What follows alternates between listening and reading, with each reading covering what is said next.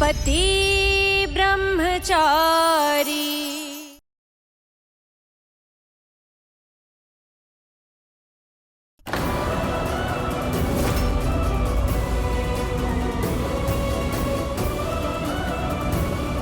ಒಂದು ವೇಳೆ ನಾನು ಸುಳ್ಳು ಹೇಳಿದ್ರೆ ನನ್ನ ಭಾರದಿಂದ ಈ ಬಳೆ ಒಡೆದು ಹೋಗ್ಲಿ.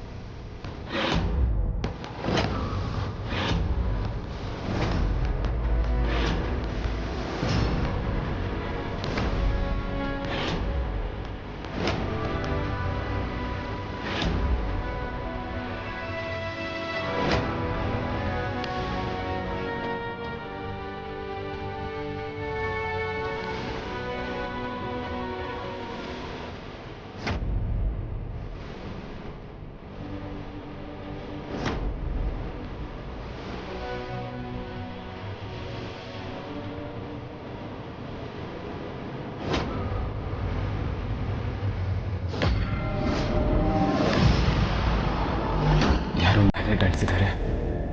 ಇದರಿಂದಾಗೆ ಭಾರ ಜಾಸ್ತಿ ಆಗ್ತಾ ಇದೆ. ಈಶಾ ಅವ್ರಿಗೆ ಅನ್ಯಾಯ ಆಗ್ತಿರೋದನ್ನ ನನ್ನ ಕಣ್ಣಿಂದ ನೋಡೋಕ್ಕಾಗಲ್ಲ.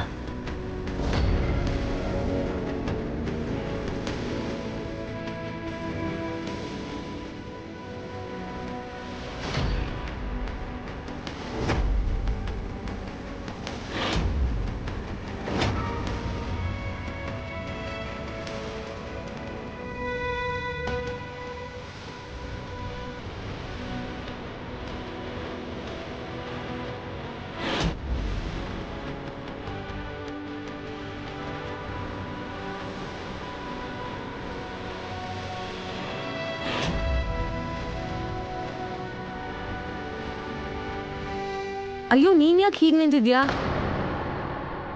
ಅದ್ ಭಾರ ಜಾಸ್ತಿ ಇದೆ ಅಲ್ವಾ?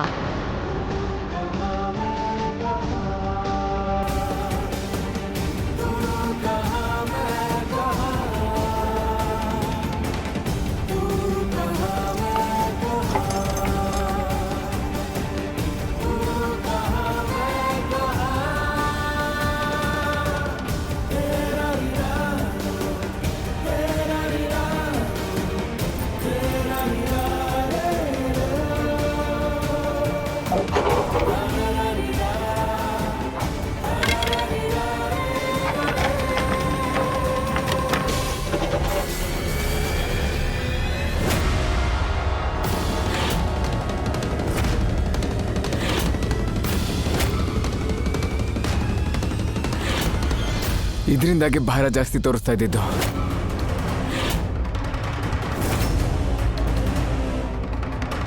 ವಾವಣ್ಣ, ನೀವಂತೂ ಚಮತ್ಕಾರ ಮಾಡ್ಬಿಟ್ರಿ. ಅದಕ್ಕೆ ನಿಜಾನು ನೀವೆಲ್ಲರ ಮುಂದೆ ತೋರಿಸಿದ್ರಿ, ಮತ್ತೆ ಬಳೆನೂ ಓಡಿಯಕ್ ಬಿಟ್ಟಿಲ್ಲ.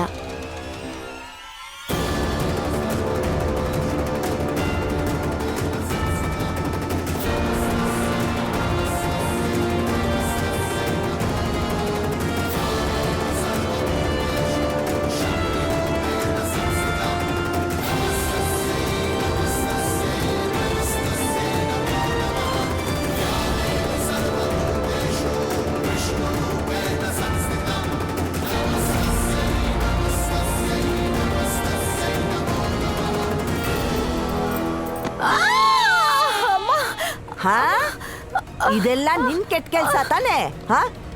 ನಿಜ ಹೇಳು, ಇಲ್ಲಾಂದ್ರೆ ಮತ್ತೆ ನಾನು ನಿನಗೆ ಚೂಡ್ತೀನಿ. ಅಮ್ಮ ಅಮ್ಮ, ನಿಜವಾಗ್ಲೂ ನಾನು ತಿಂದಿದ್ದಷ್ಟೇ, ಆದ್ರೆ ನಾನು ಅದನ್ನ ಅಣಿಸಿಲ್ಲ.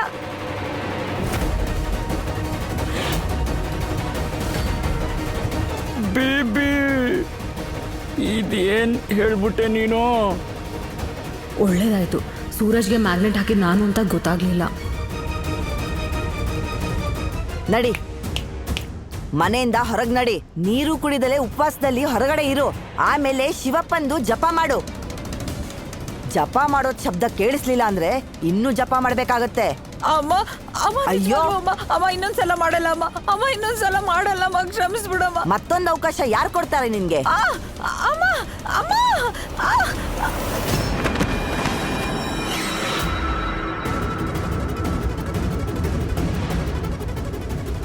ಏಯ್ ಹೆಂಡತಿ ಗುಲಾಮ, ನೀನೆಲ್ಲಿ ಹೋಗ್ತಿದ್ಯೋ? ನಿನ್ ಹೆಂಡತಿಗೆ ಇದು ಕೊನೆ ಎಚ್ಚರಿಕೆ ಕೊಡ್ತಾ ಇರೋದು. ಮತ್ ಹೀಗೇನಾದ್ರೂ ಮಾಡಿದ್ರೆ ಗಂಟು ಮೂಟೆ ಕಟ್ಟಿ ಪರ್ಮನೆಂಟ್ ಆಗಿ ಮನೆಯಿಂದ ತೊಲಗಿಸ್ತೀನಿ. ಅರ್ಥ ಆಯ್ತಾ ಹೇಳಿದ್ದು?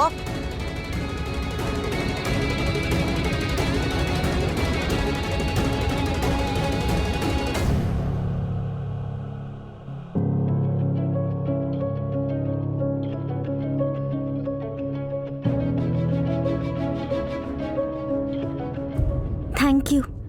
ಇವತ್ತು ನನ್ನ ಮತ್ತೆ ನನ್ನ ಬಳೆನ ಕಾಪಾಡಿದ್ದಕ್ಕೆ.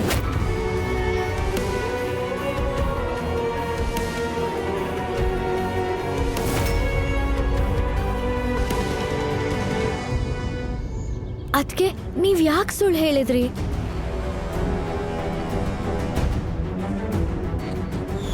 ನನ್ನ ಹೂವಿನಂತ ಬೊಂಬೆ ಮದ್ವೆನ ಆ ಗುಂಡಾನಂತ ಸೂರಜ್ ಜೊತೆ ಮಾಡಿಸಿ ತುಂಬಾ ದೊಡ್ಡ ತಪ್ಪು ಮಾಡಿಬಿಟ್ಟೆ.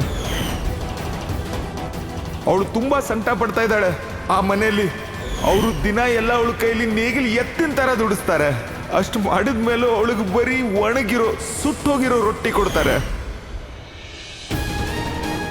ನನ್ನ ಬೊಂಬೆ ತುಂಬಾ ಮೃದು. ಆ ಮನೆಯಲ್ಲಿ ಅವಳಿಗೆ ಹುಚ್ಚೆ ಹಿಡಿದು ಬಿಡುತ್ತೆ. ಮಗಳೇ, ಒಬ್ಬ ತಂದೆ ನಿನ್ನ ಹತ್ರ ಭಿಕ್ಷೆ ಬೇಡ್ತಿದ್ದಾನೆ. ನನ್ನ ಮಗಳನ್ನ ಮನೆಯಿಂದ ವಾಪಸ್ ಕರ್ಕೊಂಡ್ ಬಾ. ಹೆಂಡ್ತಿನ ಗಂಡನ್ ಅರ್ಧಾಂಗಿ ಅಂತ ಹೇಳ್ತಾರೆ ಕಾವ್ಯ. ಆದ್ರೆ ನಿಮ್ ಸೂರಜ್ ಅಣ್ಣ ಇದ್ದಾರಲ್ಲ, ನಮ್ ಈಶಾಗೆ ಅರ್ಧಾಂಗಿ ಅಂತ ಹೇಳೋದಾಗಿರ್ಲಿ, ಮದ್ವೆ ಆಗಿರೋದನ್ನೇ ಸುಳ್ಳು ಮಾಡ್ತಿದ್ದಾನೆ. ನಿಮ್ಮ ಅಣ್ಣ ಮತ್ತೆ ಆ ನರ್ಕ ನನ್ನ ತಂಗಿ ಈಶಾಗಲ್ಲ. ಅಲ್ಲವಳು ಯಾವತ್ತೂ ಖುಷಿಯಾಗಿರಲ್ಲ ಕಾವ್ಯ. ಆದ್ರೆ ಆರವ್, ಈಶಾ ಅತ್ತಿಗೆಗೆ ಈ ಸಂಬಂಧನ ಉಳಿಸ್ಕೋಬೇಕು ಅಂತಿದೆ. ಅವರು ಅತ್ತೆ ಮನೆನ ಅವ್ರ ಮನೆ ಅನ್ಕೊಂಡಿದ್ದಾರೆ. ಯಾಕಂದ್ರೆ ಅವಳು ಮುಗ್ಧೆ ಕಾವ್ಯ. ಸಂಬಂಧಗಳಲ್ಲಿ ಪ್ರೀತಿ ಒಳ್ಳೇದು ಸತ್ಯ ಅಂತ ಹುಡುಕೋದ್ರಲ್ಲಿ ಅದೇ ಈಗ ಅವಳಿಗೆಲ್ಲ ಉಲ್ಟಾ ಹೊಡೆದಿದೆ. ನಿನಗೆ ಇದನ್ನ ಕೇಳಿ ಬೇಜಾರಾಗ್ಬೋದು ಕಾವ್ಯ, ಆದ್ರೆ ನಿಮ್ಮ ಅಣ್ಣ ಒಬ್ಬ ರೌಡಿ. ಮತ್ತೆ ನಮ್ಮ ಈಶಾ ಒಬ್ಬ ರೌಡಿ ಹೆಂಡತಿಯಾಗಿ ನನಗಿಷ್ಟ ಇಲ್ಲ. ಅರ್ಥ ಆಯ್ತಾ? ಸೂರಜ್ ಅಣ್ಣ ಮೊದಲು ಹೀಗಿರ್ಲಿಲ್ಲ. ಪರಿಸ್ಥಿತಿ ಅವ್ರನ್ನ ಒಳ್ಳೆ ಮನುಷ್ಯಯಿಂದ ಒಬ್ಬ ಗೂಂಡನ್ ಥರ ಮಾಡಿಬಿಡಿದೆ. ಇಲ್ಲ ಅಂದ್ರೆ ಸೂರಜ್ ಅಣ್ಣ ಅಷ್ಟು ಒಳ್ಳೆ ಗಂಡ ಈಶಾ ಅತ್ತಿಗೆಗೆ ಸಿಗಕ್ ಚಾನ್ಸೇ ಇರಲಿಲ್ಲ. ಒಪ್ಕೋತೀನಿ, ನಮ್ಮ ಥರ ಬಡವ್ರ ಮನೆ ಚಿಕ್ಕದಾಗೇ ಇರುತ್ತೆ. ಅಡ್ಜಸ್ಟ್ಮೆಂಟಲ್ಲೇ ಬದುಕ್ಬಿಡ್ತೀವಿ. ಕನ್ಸುಗಳನ್ನಲ್ಲ, ನೆಸೆಸಿಟಿನ ಫಸ್ಟ್ ಇಡ್ತೀವಿ. ಈಶಾ ಅತ್ತಿಗೆ ಬಡವ್ರ ಮನೇಲಿ ಖುಷಿಯಾಗಿರಕ್ ಆಗ್ತಿಲ್ಲ ಅಂದ್ರೆ ಒಂದಂತೂ ಗ್ಯಾರಂಟಿ ಏನಂದ್ರೆ ನನ್ನಂತ ಹುಡುಗಿನೂ ನಿಮ್ಮನೇಲೂ ಖುಷಿಯಾಗಿರಕ್ ಆಗಲ್ಲ. ಖುಷಿ ಅನ್ನೋದು ಶ್ರೀಮಂತಿಕೆ ಅಥವಾ ಬಡತನದ ಮೇಲೆ ಡಿಪೆಂಡ್ ಆಗಲ್ಲ. ಬಟ್ ಆದ್ರೆ ನೀವ್ ಹಾಗೆ ಯೋಚನೆ ಮಾಡಲ್ಲ ಅನ್ಸುತ್ತೆ. ಸಾರಿ ಅದ್ಕೆ. ಕಾವ್ಯ ಬೇಜಾರು ಮಾಡ್ಕೊಂಬಿಟ್ಲು. ನಾನು ತಪ್ಪಾಗೇನಾದರೂ ಹೇಳಿದ್ನಾ?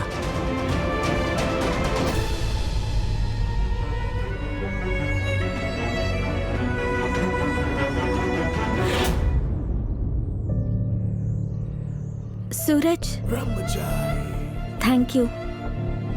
ನನ್ನ ಬಳೆನ ಕಾಪಾಡಿ ನನಗೆ ಹೆಲ್ಪ್ ಮಾಡಿದ್ದಕ್ಕೆ.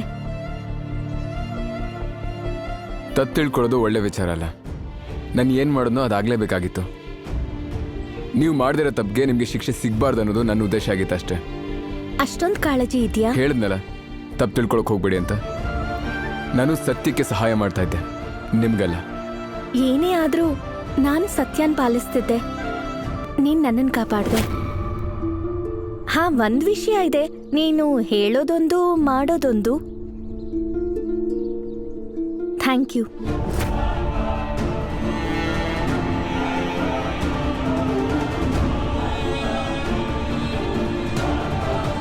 ಹಾ, ಒಂದು ವಿಷಯ ಇದೆ, ನೀನು ಹೇಳೋದೊಂದು ಮಾಡೋದೊಂದು.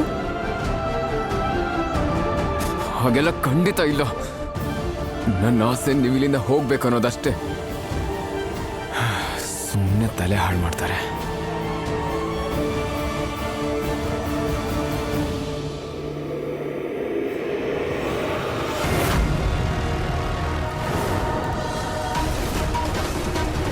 ಈ ಪೆನ್ ಡ್ರೈವಲ್ಲಿ ನಮ್ಮ ಮದುವೆ ಫುಟೇಜ್ ಇದೆ ಅಲ್ವಾ? ಇದನ್ನ ನಾಶ ಮಾಡೋದೇ ನಮ್ಮೆಲ್ರಿಗೂ ಒಳ್ಳೇದು.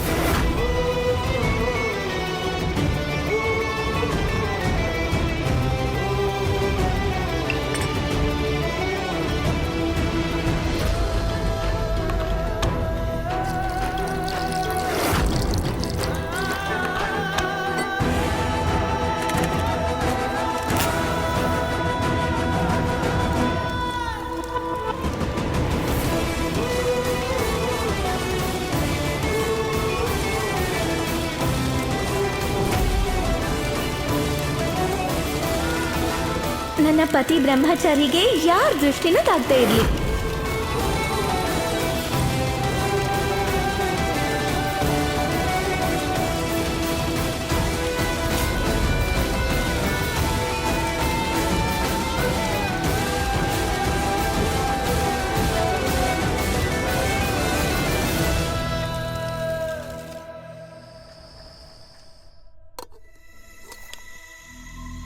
ಅನುರಾಗ್ ಅವರೇ,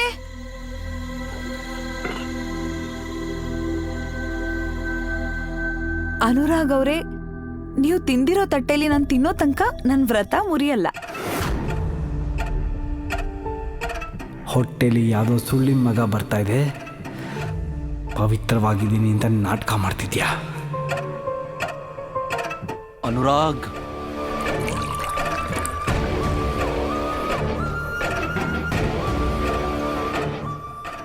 ಒಂದು ವೇಳೆ ಇವಳು ಪ್ರೆಗ್ನೆನ್ಸಿ ಬಗ್ಗೆ ನಾನು ಅನುಮಾನ ತೋರಿಸಿದ್ರೆ ಅಪ್ಪಂಗೂ ನನ್ನ ಮೇಲೆ ಅನುಮಾನ ಬರುತ್ತೆ.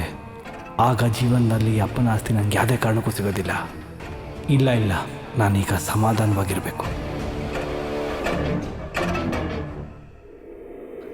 ಇದು ತಗೊಳ್ಳಿ. ಅನುರಾಗ್ ಅನುರಾಗ್ ಅವರೇ,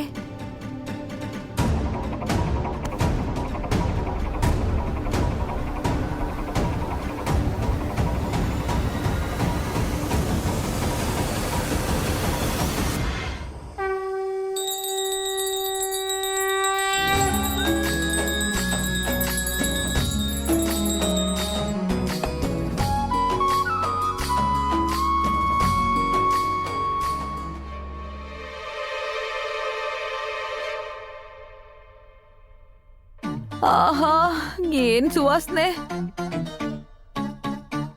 ಇದ್ಯಾವುದೋ ಹಾಳಾದ ಚಿಪ್ಸ್ ಹಿಂದೆ ಬಿದ್ದು ಅಮ್ಮ ನಂಗೆ ಪಲಹಾರ ಕೊಡ್ತಾಳೋ ಇಲ್ವೋ. ನಾನೇನಾದ್ರೂ ತಿಂದಿಲ್ಲ ಅಂದ್ರೆ ನಿಜವಾಗ್ಲೂ ನನ್ನ ಹೆಣನೇ ಬೀಳತ್ತಿವತ್ತು.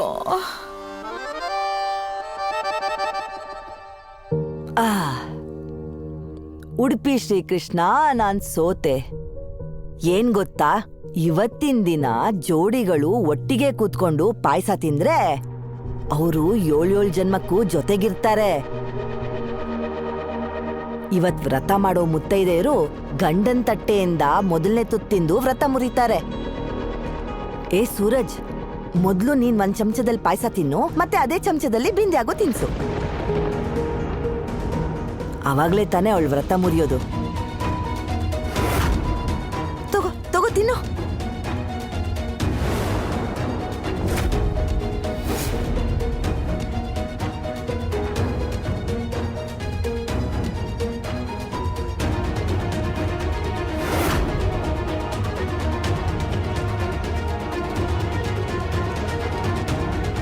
ಶಬಾಷ್. ಇವಾಗ ಬಿಂದಿಯಾಗಿ ತಿನ್ಸು, ಇದೇ ಚಮಚದಲ್ಲಿ ತಗೋ.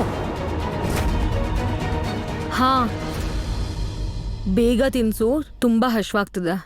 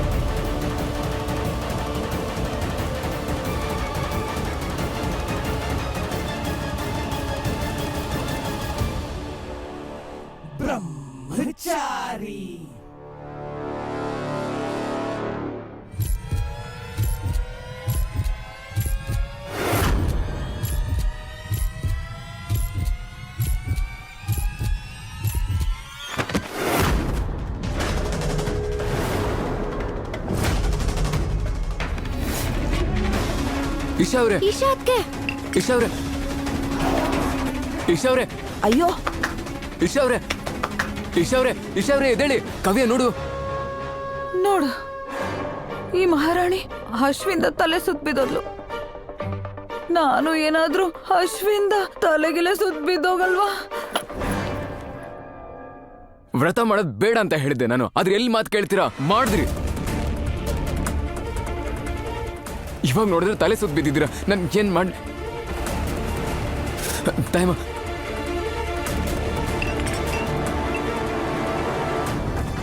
ಬೆಳಿಗ್ಗೆಯಿಂದ ಏನು ತಿಂದಿಲ್ಲ ಇವರು. ಕಾವ್ಯ ಬಾಯ್ ತೆಗೆ ಅವ್ರದ್ದು. ಹಾ,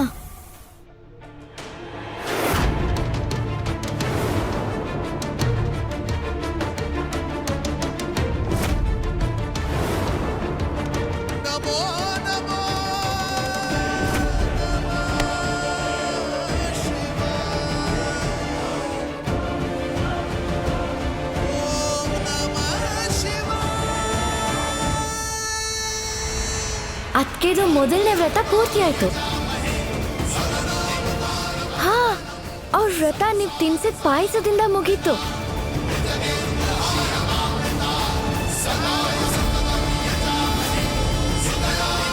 ಆದ್ರೆ ಇದು ಗೊತ್ತಿಲ್ಲದೆ ಆಯ್ತಲ್ಲ. ತಪ್ಪಿಪೇನಿಲ್ಲ, ಇದು ಶಿವನ್ ಕೃಪೆಯಿಂದ ಆಗಿದ್ದು.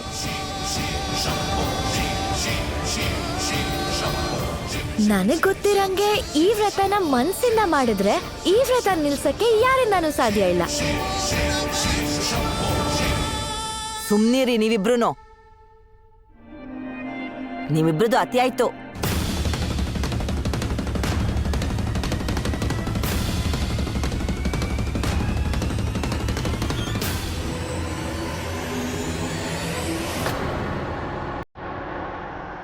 ಥ್ಯಾಂಕ್ ಗಾಡ್ ಈಶಾ, ಅದಕ್ಕೆ ನಿಮಗೆ ಪ್ರಜ್ಞೆ ಬಂತು.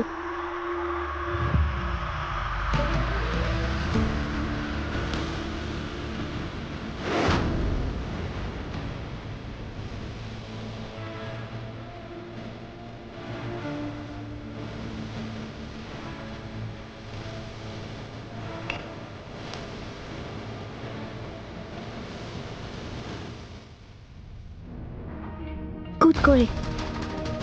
ಕೊನೆ ಕ್ಷಣದಲ್ಲಿ ಎಲ್ಲ ವ್ಯರ್ಥ ಆಯ್ತು. ಈ ವ್ರತ ಸೂರಜೇ ಪೂರ್ಣ ಮಾಡ್ದ.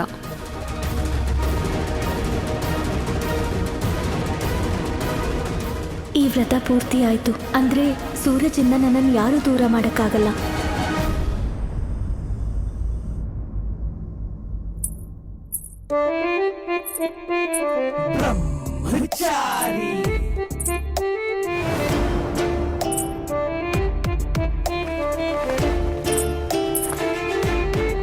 ಈಗಂತೂ ಒಂದೇ ಗೆಜ್ಜೆ, ಆದ್ರೂ ತೊಂದರೆ ಆಗ್ತಿದ್ಯಾ?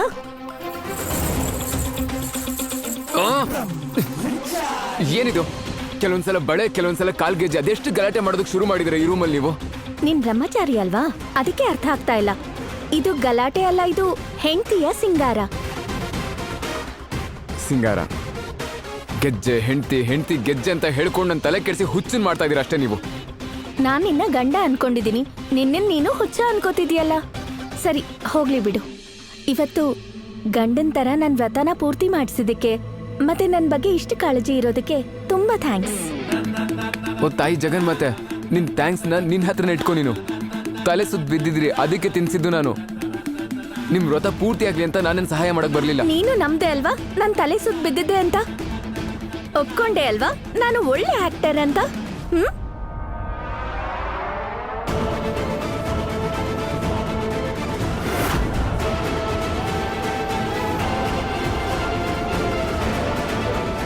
ನೀವ್ ಏನ್ ಮಾಡಿದಿರಲ್ಲ ಅದನ್ನ ಆಕ್ಟಿಂಗ್ ಅಂತ ಯಾರು ಹೇಳಲ್ಲ, ಅದನ್ನ ಸುಳ್ಳು ಅಂತ ಹೇಳ್ತಾರೆ.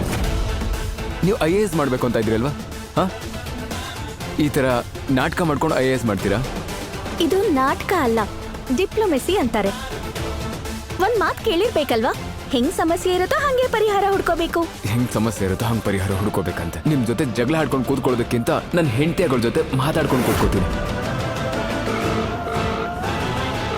ಹಲೋ ಬಿಂದ್ಯಾ, ಕೇಳ್ಕೋತಾ ಇದ್ಯಾ? ನಿನ್ಗೇನೋ ಹೇಳ್ಬೇಕನ್ನಿಸ್ತಾ ಇದೆ ನನಗೆ. ಏನು?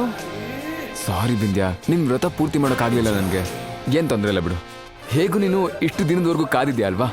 ಸಾಕು, ಇನ್ನು ಸ್ವಲ್ಪ ದಿನ ಕಾದ್ಬಿಡಷ್ಟೇ. ಇನ್ನು ಸ್ವಲ್ಪ ದಿನ ಅಷ್ಟೇ. ಅದಾದ್ಮೇಲೆ ನನ್ನ ದಾರಿಗೆ ಅಡ್ಡ ಇರೋ ಎಲ್ಲ ಅಡ್ಡಿಗಳನ್ನು ತೊಲಗಿಸ್ತೀನಿ ನಾನು. ಇಷ್ಟು ದಿನನೇ ಕಾದಿದ್ದೀನಿ, ಇನ್ನು ಸ್ವಲ್ಪ ದಿನ ಅಂದರೆ. ಆದರೆ ನಿಜ ಹೇಳಬೇಕು ಅಂದರೆ ಇನ್ನು ಕಾಯಕ್ಕಾಗಲ್ಲ ನನಗೆ.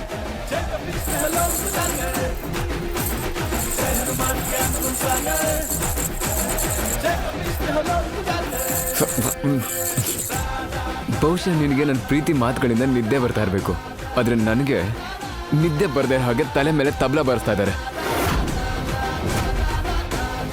ಮನ್ಸಲ್ ಪ್ರೀತಿ ಆಸೆ ಹೋಗ್ತಾ ಇದೆ, ಮತ್ತೆ ಬ್ರಹ್ಮಚಾರಿ ಅಂತೆ, ಬರೀ ನಾಟಕ.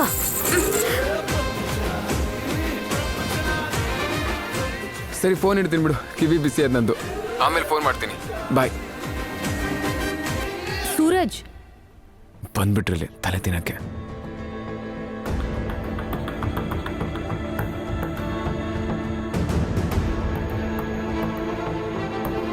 ನೀನು ನನ್ನವನಾಗ್ತೀಯಾ, ಹಾಗೆ ಇನ್ನೊಂದು ಗೆಜ್ಜೆ ಕೂಡ, ಹಾಗೆ ನಿನ್ನ ಹೆಂಡತಿ ಆಗೋ ಹಕ್ಕು ಕೂಡ.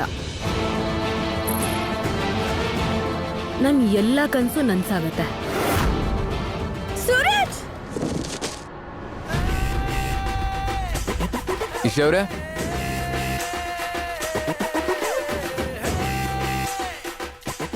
ಇಲ್ಲ ಇಲ್ಲ ಇಲ್ಲ ಇಲ್ಲ ಇಲ್ಲ, ಅವಾಗಲೇ ತಲೆ ಸುತ್ತದವ್ರ ಹಾಗೆ ನಾಟಕ ಮಾಡಿದ್ರು, ಇವಾಗ ಬೀಳೋದರ ನಾಟಕ ಮಾಡ್ತಿದ್ದಾರೆ.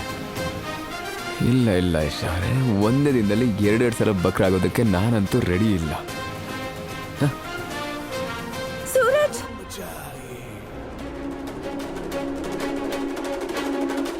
ಇವ್ರು ನಿಜವಾಗ್ಲೂ ಬಿದ್ರಾ? ಇಶಾ ಅವ್ರೆ, ಇಶಾ ಅವ್ರೆ, ಇಶಾ ಅವ್ರೆ, ಇಶಾ ಅವ್ರೆ, ಇಶಾ ಅವ್ರೆ, ಇಶಾ ಅವ್ರೆ, ನೀವು ಆರಾಮಾಗಿದ್ದೀರಾ? ಸೂರಜ್, ಸೂರಜ್ ತುಂಬಾ ನೋವಾಗ್ತಾ ಇದೆ. ಸೂರಜ್, ಇಶಾ ಅವ್ರೆ, ಇಶಾ ಅವ್ರೆ,